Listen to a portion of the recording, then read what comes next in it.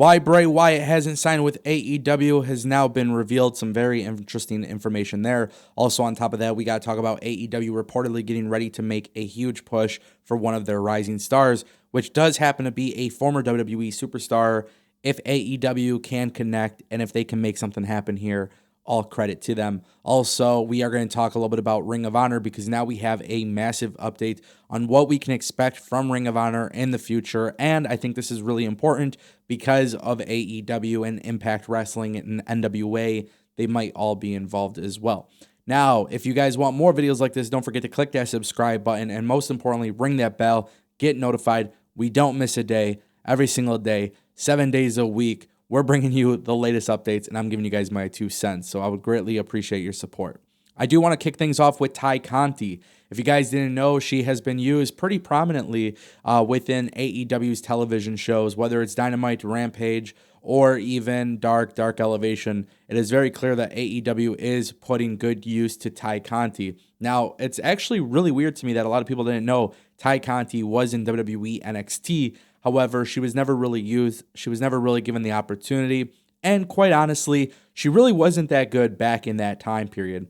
And when she first came to AEW, she wasn't that good to begin with. But at the end of the day, she got better. And she got better because I think she was given an opportunity.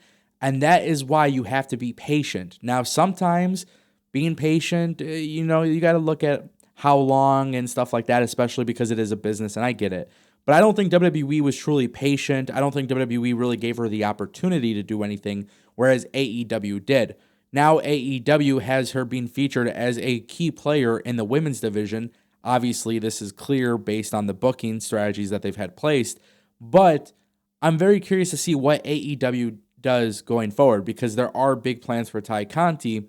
And I know there are big plans for Thunder Rosa and Britt Baker to take place at AEW Revolution in Orlando, Florida. So if that is the case, is Tay Conti going to be the one that goes for the TBS championship?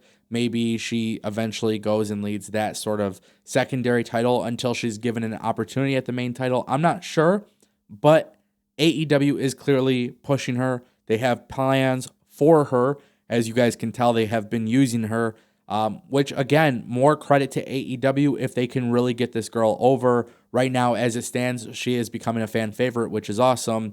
There are some language barriers. I don't have an issue with language barriers in wrestling. I don't think it's a big deal.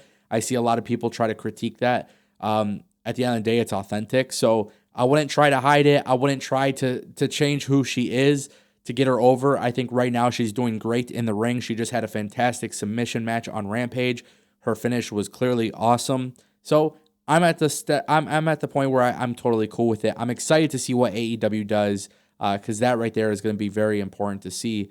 Them developing talent that haven't necessarily been developed. It's going to be very key for their future. Speaking about a future, I do want to talk about ROH.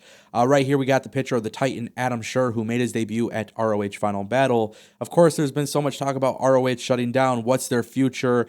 Even with ROH never confirming that they were shutting down, there was always this big talk about ROH not being around next year.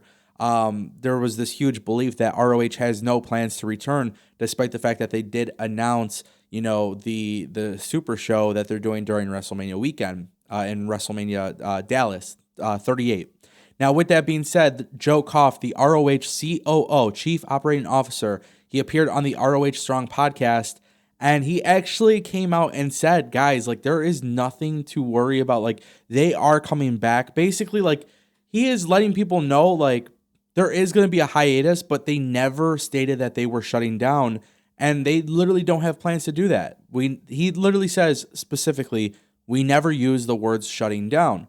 So, of course, wrestling media, we all looked at what was happening. And I think what really happened here was wrestlers were starting to get to the idea of pointing out that maybe ROH wouldn't be around. Obviously, Final Battle, everybody's saying their goodbyes. We know the roster got eliminated. This is what I fully expect to happen with ROH going forward. Please, understand that this is just me now speculating at this point. We know ROH will be around. We know that they're no longer doing full-time contracts. Totally fine, totally understandable at this point. We have come to understand that this is the change. With that being said, though, I think one thing very specifically that ROH will be doing, and we've already heard that this was being alluded to with the ROH World Championship belt being defended in other places. I believe ROH is going to kind of become like NWA in the sense of being everywhere.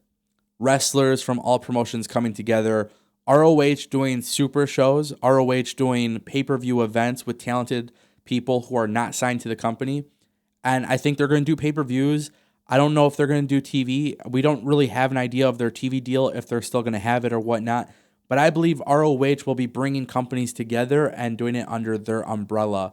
Mostly independent talent, but also it wouldn't be shocking if you did see somebody, Jonathan Gresham, who is the world champion, not signed to ROH, taking that belt with him to New Japan, taking that belt with him to Impact or NWA or whatever it may be, and then also building these storylines on other television shows, other products, and then having certain events, maybe 3 or 4 per year. And I could see that being a really good strategy for ROH.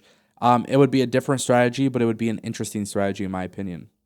All right, guys, now the moment we've all been waiting for, Bray Wyatt. What's going on with Bray Wyatt? We have been talking so much about Bray Wyatt, and nobody really knows what's going on with Bray Wyatt. However, in the Wrestling Observer newsletter, basically it came out that Bray Wyatt, there's been talks about WWE possibly being interested in bringing him back, and there were some issues and all this stuff. Well, basically, right now, as it stands, we all know Bray Wyatt is doing Hollywood. We've all come to understand this. He's doing a movie. However, what's really interesting is in the Wrestling Observer newsletter, it was also stated that there are a lot of issues in terms of the money aspect of this deal. So I actually kind of want to read this specifically because I think it would be really important. So right here, this link was from WrestlingInc.com. It goes, regarding WWE's contract talks with the man behind the Fiend, it was noted that he was going to sign a contract worth $3 million per year for 3 years. WWE then wanted a 5-year term, but Rotunda held at 3, and WWE went closer to 4 years. Now keep in mind, when we hear about the money being discussed with WWE, now we have to get to the part where AEW and Impact obviously couldn't get to a deal. It was speculated that Rotunda may not be in a rush to do anything wrestling related because he had one of the top 5 or 6 contracts in WWE, which means he likely has no financial issues that would force him back into the ring until he feels like it. It was also noted at one point that Rotunda was apart on money from AEW and Impact, but no other details of those contract talks were confirmed. That right there is very crucial to the business of Bray Wyatt coming back to wrestling because, yeah, in that regard, he did get paid pretty well from WWE, reportedly. So maybe he's not in a rush to come back to wrestling. And, maybe if he was going to come back right away, AEW and Impact weren't going to pay him what he was looking for. Can Impact pay $3 to $4 million a year per contract? What about AEW? Yeah, AEW can afford it, but does Tony Khan want to do that? Guys, I want to hear your thoughts. I want to hear your opinions. Let me know in the comment section down below. Tons of crazy stuff. I'll keep you guys updated as the news comes out. Thank you so much for watching. My name is Ango. I'll see you next time.